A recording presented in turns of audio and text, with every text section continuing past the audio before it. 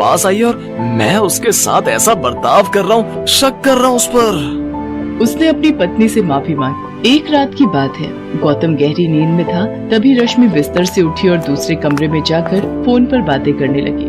निरंजन, मैं अपनी हरकतों से पूरी कोशिश कर रही हूँ कि मेरा पति गौतम मुझे छोड़ दे, लेकिन वो तो जोक की तरह चिपक गया है मुझसे। देखो निरंजन, मैं तुम्हारे बिना जी नहीं सकती, कोई उपाय करो और मुझे इस नरक से निकालो। मुझे नहीं रहना है गौतम के साथ, एक दिन भी नहीं, एक पल भी नहीं। रश्मि को ये बात पता नहीं थी कि उस दिन उसकी सारी बातें गौतम ने सुन ली हैं। जब वो अपनी बात खत्म करके बिस्तर पर पहुंची तो गौतम जगा हुआ था।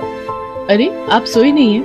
सोई तो रहा था रश्मि आज तक, तभी तो मुझे कुछ पता नहीं चल रहा था। ये आप क्या कह रहे हैं? क्या पता नहीं चल रहा था?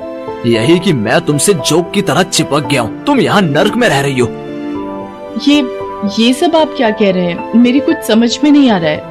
रश्मि, अब तो सच बोल दो, ये निरंजन कौन है जिससे तुम आधी रात को बातें कर रही थी? सच सच बोल दो रश्मि, मैं तुम्हें कुछ नहीं कहूँगा। गौतम की बात सुनकर रश्मि रोने लगी और रोते रोते उसने गौतम से कहा, निरंजन और मैं साथ ही पढ़ते थे, हम दोनों एक दूसरे से बहुत प्यार करते थे और शादी भी करना चाहते थे, लेकिन क्या? मैंने ये बात अपने पेरेंट्स को बताई तो वो उखड़ गए और बिरादरी के बाहर शादी करने से साफ साफ मना कर दिया।